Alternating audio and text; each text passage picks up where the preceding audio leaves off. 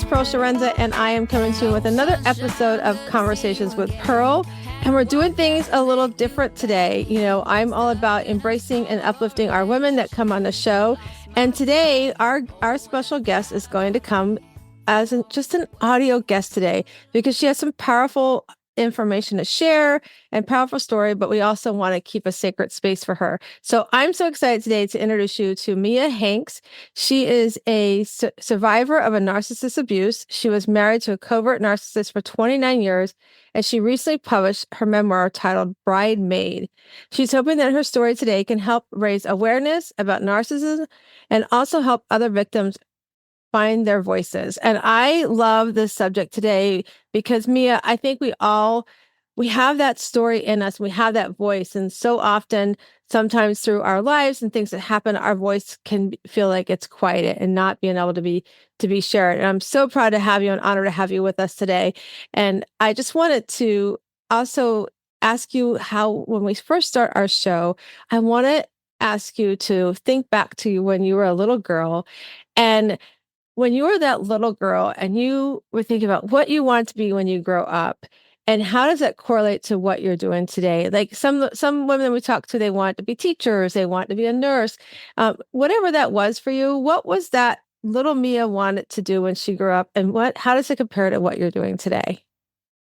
I'm not sure. I'm thinking as you were asking that, what did I want to be when I grew up? I think when I was younger, I always wanted to do something with music, perhaps something in the music business.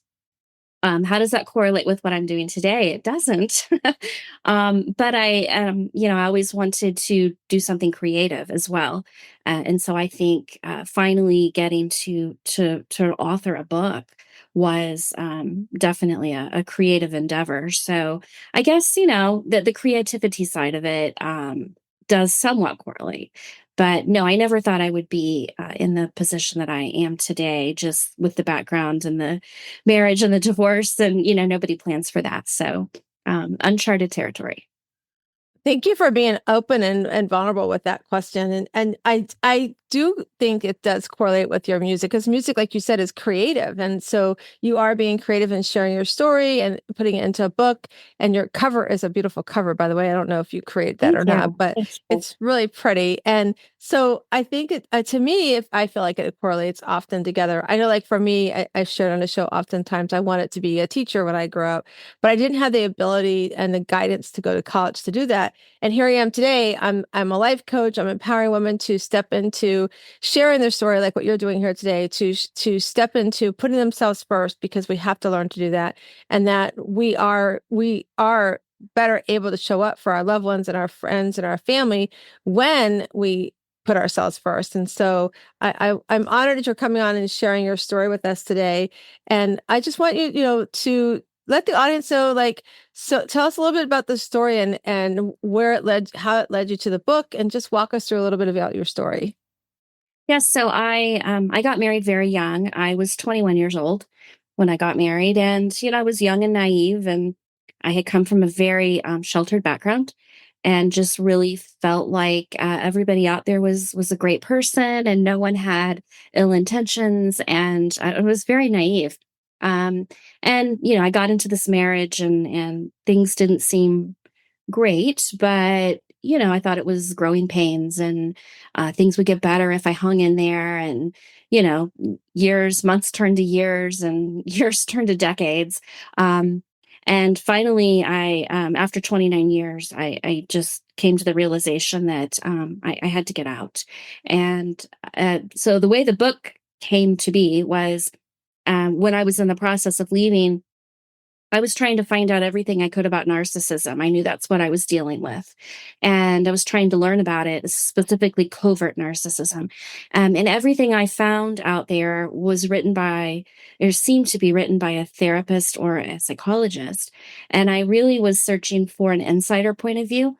I wanted to know from the inside, what does this look like for somebody else? Does it look like what my life has looked like? And I couldn't find anything out there written from a firsthand account. And so, yeah, I just decided that maybe a memoir could possibly be helpful to other people that were going through similar situations. You bring up a good point because, again, we go back to being that little girl, that little us. We wanted to, we want the white picket fence. We want to get married, but, all these things that we dream of. And in some cases, maybe we had, family members that were, parents that were, had a great marriage. In some cases, maybe we didn't, but we still want that big dream of, I'm going to find the love of my life and I'm going to spend the rest of my life with them. And then things can turn out to not be what that is. And so, like you said, you 29 years. And so for the listener that's listening, one of the things, first of all, before I go to that question, I want to ask you is that 29 years is a long time, but the like when you say covert, walk us through what covert means and when like into your marriage, like when did you start realizing that that's what you were dealing with? I think I knew early on that there was narcissism, but nobody was talking about narcissism 30 years ago. So I'm not sure that I really knew what that was, but I definitely recognized those traits in my ex-husband. I didn't really know until I started diving into it and really researching the topic. And that was way into my marriage, probably about year 27, when things were really falling apart. My health was deteriorating, and I started spending a lot of time doing some research and seeing a therapist as well. But covert narcissism is different, and it is considered one of the more dangerous types of narcissism. So basically, these people to the outside world, they're humble, they're kind, they're generous, they're extremely empathetic. All that is a lie. But that's how they portray themselves to the outside world. Behind closed doors, they're manipulative, they're controlling, they're abusive. And mentally, in my case, it was just psychological abuse, and horrible psychological abuse. But to anybody outside my door, they thought I had the perfect husband. So it gets very complicated because when you realize what's going on and you need to find support and you need help, there are very few people out there that are going to believe you because they've only seen this wonderful empathetic person. Well, he has zero empathy, but trying to convince somebody that he's actually lying to them, it's a challenge. Yeah, for sure. Well, I can't imagine like so somebody's probably listening and said 27 years, like, that's a really long time. But then also there's so much truth about, and I talk about this often, especially when I coach and when I speak about how we don't know what goes on behind our closed doors. Nobody understands what goes on. And we get up, we put our makeup on, and we go walk out the door and we act like everything's great. It's part of one of the reasons why when I do a pajama retreat every year, Mia, and one of the things that is a requirement is there's no makeup.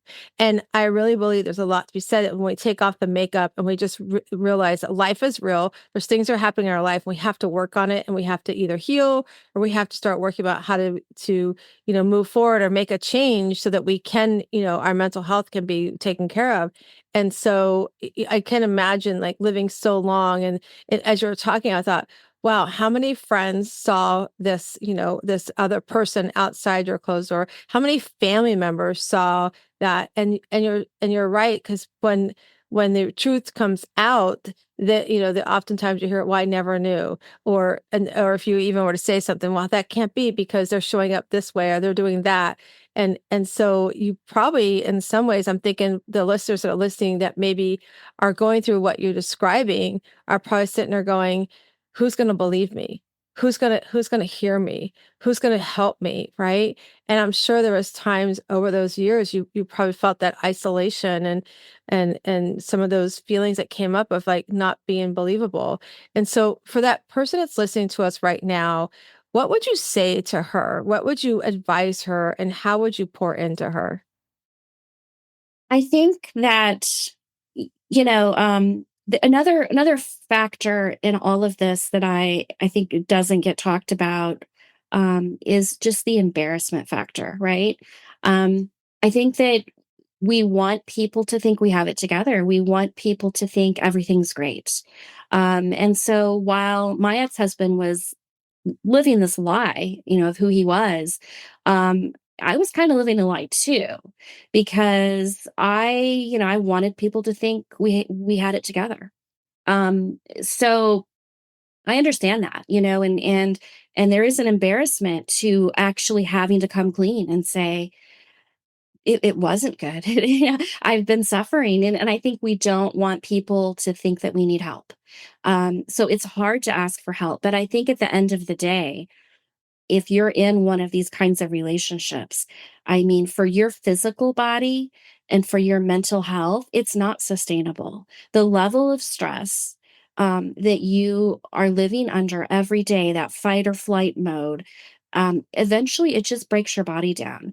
So, there comes a point when you have to kind of push that embarrassment aside and say, whether or not anyone believes me, however humiliating this might be, I just have to do this for myself. I have to get out for myself. And I think that's, it just becomes a matter of sustainability, really. Yeah, and I'm glad you pointed out the embarrassment factor because it shows up in so many places, not just, with what like the things you're describing, but like when we want people to believe that, like income levels are what they are, or everything's fine, financially, or, or even like, we lost our son 2 years ago in a tragic car accident. Sometimes we get up and want people to believe that, oh, we're fine, when really inside you're like falling apart because you don't want people to worry about you, or, you don't, or being honest and telling the truth sometimes is embarrassing because, there's that worry about, well, why didn't you? Or why didn't you ask for help? Or why didn't you say something? And, and it's like you said, whether it's our own shackles holding us back, or somebody in our head, as you were describing with your ex-husband, telling you that mental stuff about, I'm sure, like the worthiness and the value you bring into your life, it will hold us back. And so what I would love for you to share with listeners, and so I just want to dive a little bit more in like what, and by hopefully this question will kind of help the listeners. What was the factor, or what was the one thing? Because oftentimes we hear stories like yours where there's like that one thing that happened, you were like, that's it, I got to do something. What was the one thing that happened? And then, you mentioned how, even sometimes therapists don't always believe, or they don't always, if you don't have the right therapist, have the right skill set to help you, and because like you said, 30 years ago, we didn't have these conversations 30 years ago. But what was the one thing, Mia, for you that said, I got to make a change because I don't want to live my life like this anymore? It was kind of a strange incident, really. Things were really falling apart. I was so miserable, and I was kind of considering the idea of, maybe I need to get out of here. But I didn't know how. And I didn't know if I, had that, I guess, permission to leave. Right. And I happened to be scrolling through social media late one night. I was on Instagram and I ran across a quote, and it just hit me. And it had to do with true intimacy. And it said something to the effect that true intimacy isn't always necessarily physical, but instead it's more about being able to look at your partner and say, I feel safe with you. And that word safe just grabbed me. And I sat there and I kind of stared at that quote for a while, and I thought, I don't feel safe. And that was the point at which I started asking myself, why don't I feel safe? And have I ever felt safe in this marriage? And the answer was no. And that's really what prompted me to start researching, and I just started Googling things like toxic relationships, and taking online quizzes, is my relationship toxic, and that sort of thing. And it all led me to narcissism. And when I found that, I had all my answers. So that's really, that was kind of the moment that catapulted me into that research, which then, I figured, I learned, and I got into therapy and said, I've got to get out. And there's always, and I thank you for sharing that with us. There's always one thing, and I wrote down when you said, like, do you feel safe? I think that's a powerful question to ask. And if we have a listener that's listening, and any of this is, something that you're maybe facing, or you need help with, I think that's a powerful question to ask oneself. Do I feel safe? with my partner. And if the answer is not no, as Mia said, I think it's, reach out for help, make an appointment with a therapist, reach out to somebody that you trust and ask for help and guidance, because it is important to feel safe. I'm very blessed. Me, I've been with my husband we've been together 40 years. We've been married for 37 years. And when you said that, like, I got chills because I do feel safe, right? But I was thinking about somebody like you who can't answer yes to that question, and how that must feel, and how heavy, the answer to that must have felt for you, and maybe a listener that's listening to us, and to know, it just brings more blessings no matter what I've gone through, what we've gone through in our marriage. We've always come back to how do we keep each other safe. And I grew up in a house, Mia, where, if my parents had a disagreement, they just didn't talk to one another. My both my parents were narcissist gaslighters to each other. And so I grew up in that household that, like I started saying, if they had an argument, they just didn't talk. You walked on eggshells, and then all of a sudden everything was fine. And you're like going, what happened? Like, what? Okay. Lack of communication, big time in my parents' marriage. They're no longer together after 43 years of marriage. They finally divorced.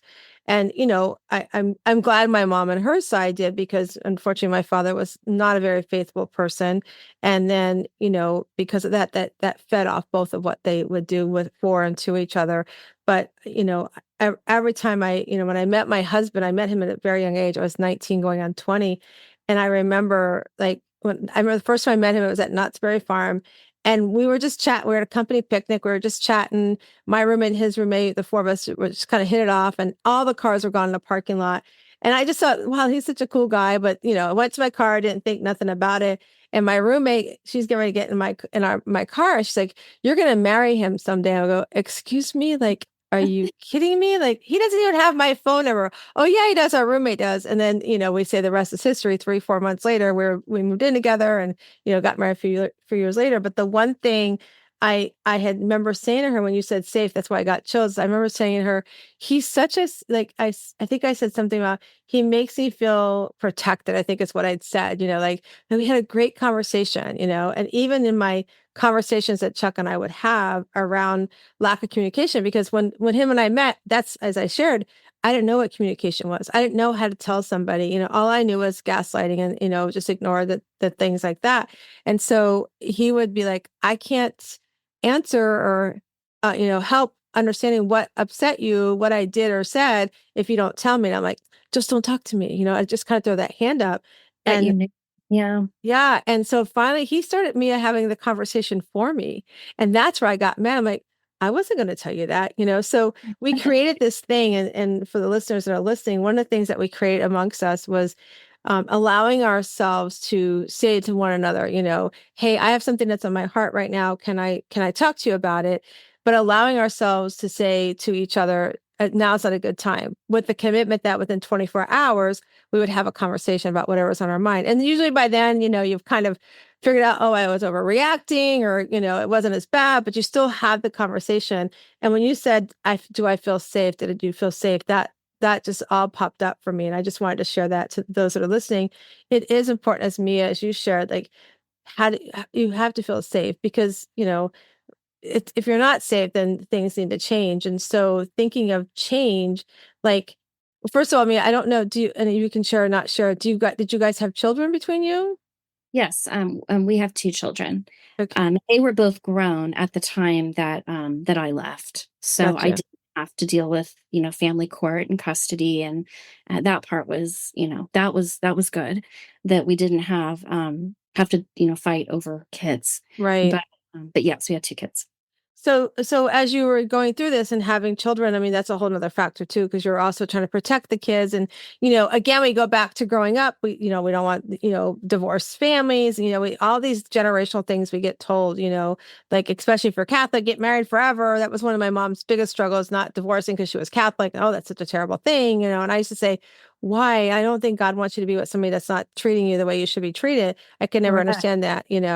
But Yeah. so as you went through this, and your family, as you made the decision that you have to, you need to put yourself to feeling safe again, what was the reaction from, like, your kids and your family as you went through this? Did some of them say, "Oh, we saw it, but we just never said anything," or how was the reaction for you? Yeah, I mean, the reaction was definitely one of support. My parents had seen this for years, and they didn't, they kind of were treading lightly. They didn't want to create problems within my marriage, but yeah, I mean, they were thrilled when I made that decision to leave. I mean, they saw the decline in me, and they were concerned. Um, my kids, interestingly enough, I mean, my daughter said to me, probably about a year after I left, she said, you should have done this 10 years ago. So the kids saw what it was doing to me, even though we think kids don't really pay attention. I think they know more than we give them credit for sometimes. And honestly, my relationship with both of my kids is better today, because I can be more present for them.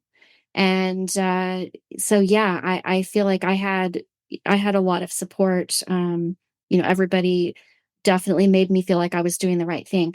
But you bring up an interesting point. Society tells us you stay in a marriage, you don't walk away, don't let your children be children of divorce, you don't want your kids to come from a broken home. It's good advice unless there's abuse involved. And then suddenly that's not good advice. And so, yeah, in retrospect, I was trying to, I guess, quote unquote, do the right thing. But really, as I look back, it wasn't the right thing to stay. I should have left. Yeah, and you're so right. Like they tell us, like I think I said that to my mom and my parents divorced too. I was like, Mom, you should have done it. Like when I found out how my parents met, I actually said to my mom, that should have been your first sign to not get married to my father. And her reaction was, well, you probably wouldn't be here if I'd done that. I go, I think I would have been here in another capacity. It may not have been my mother, but I think somewhere's away I would have been here. Because I mean, they ran off and got married. It's a crazy story. They ran off and got married. My mother was going to be the maid of honor for her best friend who was supposed to marry my dad.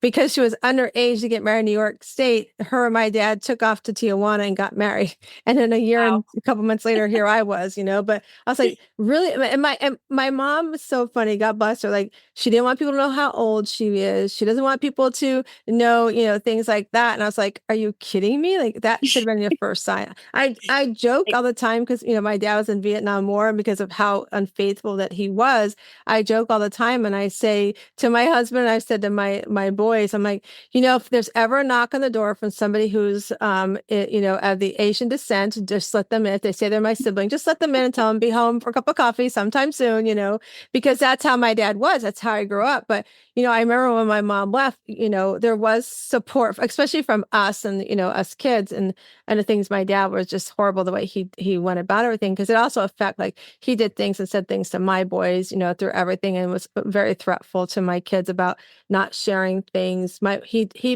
He pulled all his stunts when my mom wasn't home, and he actually had my boys for vacation, and he did some things. And even like you said, like kids know, like my kids were, fourth grade and second grade, or fifth grade and second grade. And I remember, my dad was trying to sell some of my mom's stuff at a yard sale. My mom collected tin cans. And I guess I found out later that my oldest son had said, Papa, you can't sell those. Grandma's going to get really upset. And his response was, don't say anything or you'll never see her again. So the little fifth grader was like, I can't tell anybody anything, And so our kids, you're right. What you said is so true, because it scared the heck out of my son, that when I finally was able to start to help my mom pack up their house, she kept saying, I don't know where my tin cans are. I'm like, Mom, I don't know what to tell you. And he would come in, he'd be in the room and he would leave. And then this one time he came in, he's like, can you stop talking about those tin cans? I was like, okay, what's going on? So he explained, he finally told us, and I was like, you're in a safe space. Nothing can happen to you, but you are so true. Our kids, and that's so true. Generation is like you said, stay in, don't have a broken home. And truly, I think about your daughter and your son. I'm glad that, you've got this great relationship. Do people ever ask you, like, how does it affect your daughter? Like looking back, like, because oftentimes too, we hear people talk about, well, the example we're giving our kids by staying or by leaving, there's both sides of the fence on that. Do you ever wonder about that? Have you and her ever talked about, like, how does it affect relationships as she moves into her dating and world? Yeah, we actually have. I mean, it has prompted some really good discussion. But what you just said, it's the example that it sets for the kids. And so for my kids, they didn't get to witness a healthy marriage. Um, what they witnessed is their normal. That's what they know. That's what they saw.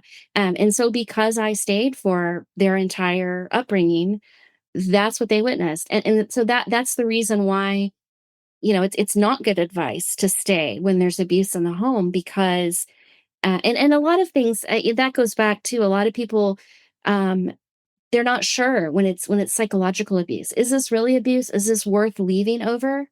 I think a lot of people think if it's not physical, maybe I don't have permission to leave. Maybe that's not okay.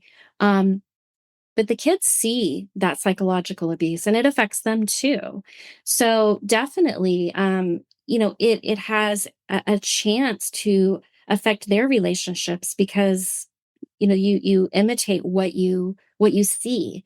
So yeah, I've had a lot of good conversations with my kids, and that's the main reason, though, I think, to not stay. Uh-huh. And letting your kids be uh children of a broken home. If there's abuse, that's the healthiest thing for them, to let them have a chance at witnessing a healthy relationship. Yeah, that's beautiful advice. I love that you share that, and I'm glad that it opens up great conversations, because that's exactly how the house I grew up in. I mean, because it was so broken, I wanted to be out of the house as soon as I could. I was telling my friend the other day. I said to Michelle, I said, had I known about emancipation, how you whatever it's called, do you leave your Eman- parents? emancipation, is that what Yes, it's? thank you. Well, if I had known about that, probably I would have probably tried to pursue that and gone and stay with my girlfriend and her family, because of my upbringing, because I wanted to be, I was always, unfortunately for my mom, my dad, when he was at war, she worked at the house. So I was always having to take care of my brothers and sister. And so, I at 12 years old, 12 and a half years old, I started babysitting. I did everything I could to get out of the house. By then, my dad was home full time, but I wanted to be out of the house. And 17 and a half years old, I graduated high school, and I was like, I was already paying my own car payment, paying my car insurance. I was working full time. And then my dad's like, you got to pay rent. I'm like, I'm out of here. I'm moving out. I got to pay rent and have curfew. No way. And to live in this kind of household, I'm not doing that. I'm not doing it myself. So I think I was very lucky. I look back and I'm like, I was glad I was so that independent. And in a lot of ways, as much as I didn't like growing up and learning people pleasing, it also taught me to be independent and not have to rely on my mom and dad or anybody else. So to go off on my own and get a roommate, like I wanted out so bad, Mia. My roommate, we shared a one bedroom apartment. That's how bad I wanted out. Wow. Like we shared, But that's how we, bad you wanted out of that toxicity. I mean, yeah, your mental health. You probably weren't thinking about your mental health at the time, but yeah, it was yeah. self-preservation. For sure. So tell us about the book. So, you've written your memoir called Bridemaid. Tell us, like, what led you to want to write the book, and why did you want this memoir out there? Because it's, like it's a lot of risk, hence why, we're talking the way we're talking today. There's a lot of factors you probably had to take into consideration. And what led you how did you decide to do that? Yeah, I mean, it was a big risk. And early on, it wasn't a risk that I thought was worth taking. But I started a TikTok account where I was posting a lot of information about narcissism, narcissistic abuse, warning signs, red flags, that sort of thing. And um, I kind of got this big following on TikTok. So many people commenting every single day, saying things like, I'm in this kind of relationship. I need help. I can't get out. I'm stuck. What can I do?" And I realized how many people are in these types of marriages and relationships. And quite honestly, they're stuck. And so, yeah, I thought maybe it is a risk worth taking, to just share my story, and maybe it can help somebody out there, and so that's what I did. And I basically started at the very beginning when I met my now ex-husband. I was 19 years old. And it's told in a series of short stories, just chronicling chronologically our whole marriage up through our divorce. And yeah, I'm hoping it can just give people an insight to see this is what it looks like, and this is what happens. Well, I think it's going to be very powerful. And I think that people definitely need to pick it up. And I think, especially if you're listening to us today, and anything that Mia and or I have shared with you is resonating with you, one, we both want you to know that you're not alone.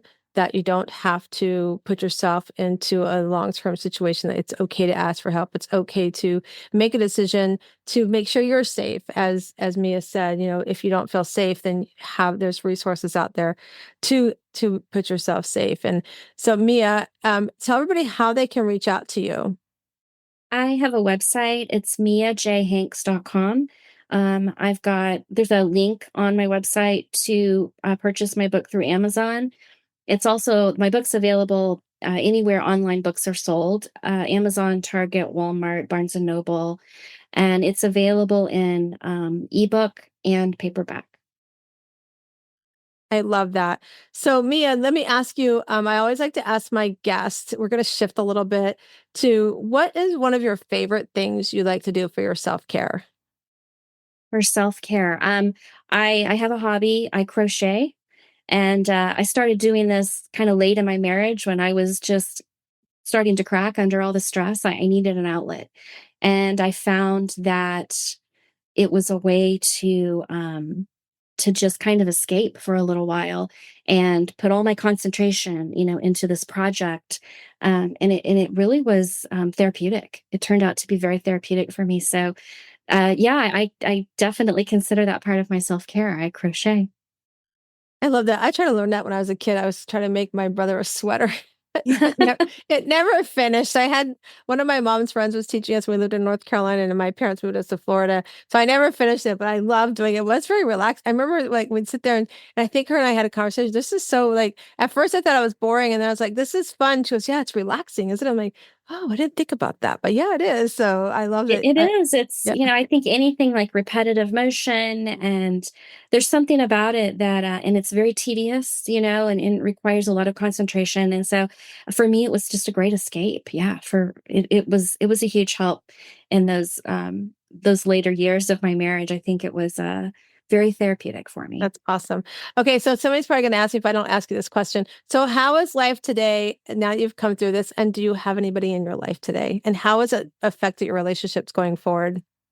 I think so. So today my life is very different. I'm very, I just live a very relaxed life. Things are just kind of moving at a slower pace. I love it. I feel like I'm in charge. I can make my own decisions, and I'm not being controlled and criticized and scrutinized. So it's a very relaxed lifestyle. And yeah, I think moving forward, looking at just how it affects interactions with people, I'm not very trusting. And I'm just very always worried somebody has an angle, and that's just coming from this abusive background, but yeah, I'm really enjoying just being on my own and doing my own thing, and just growing a little bit more each day and trying to figure out who I am. I love that. I'm so proud of you for saying, I'm taking time for me and, figure out who I am because, oftentimes in situations like what you're describing, some people go from relationship to relationship and they just repeat the cycle, and not taking time between is can be such a detriment. And so I'm glad you're doing that. And I'm honored that you came on, and I'm honored you shared your story with us and the listeners today. And so before I let you go, before we close out, I did tell Mia, we always do this at the beginning of the show. I let her know that we have our Better Questions, Better Life cards. So these are cards that my friend Diane Allen and my really good friend Carol Gill put together. There are over 70 cards. I keep half upstairs in my office and half downstairs for myself, but they're cards you can journal on, you can meditate on, you can just grab a card and just think about it, take a picture and put it on your phone for the day. But I'm going to shuffle them, and Mia's going to tell me when to stop, and we're going to ask her to answer the question of the card she picks. So here we go, Mia. Tell me when to stop. Stop. Okay, so your question says, am I enjoying the ride? Are you enjoying the ride now, Mia? I am. I was not enjoying the ride a few years ago. It was a terrible ride. Today I am. I really am, and it's so much of the ride today is just figuring things out, and just really trying to understand, who am I? What do I want to do with my life? Um, and but it's fun. It's a fun adventure. It does feel like an adventure every day, for the first time I'm doing things on my own and realizing that I can be independent and I'm capable. which is something I was always told I was not during my marriage. So it is a very exciting ride. Yes. I'm so proud of you. I'm so honored that you were here with us today and yeah, like taking time for yourself and I'm really enjoying the things that you want to do and that maybe you were held back on for so long is a powerful thing. And I just want to let all the listeners know that we'll put everything in the show note and how you can reach out to Mia, how you can download her book. And if you want to reach out to us for anything that we talk about today, please just email info@wsliving.com and put the word Shiro in the subject matter. But as I tell everybody all the time, we come into this world, we're a little rough oyster on the outside. There's lots of things we go through in our life, lots of different things. It could be trauma or just triumphs or whatever it might be. But as you open up that shell inside, you will find your own inner pearl to greatness. And I hope today Mia has inspired you to go find your inner pearl to greatness. Thank you.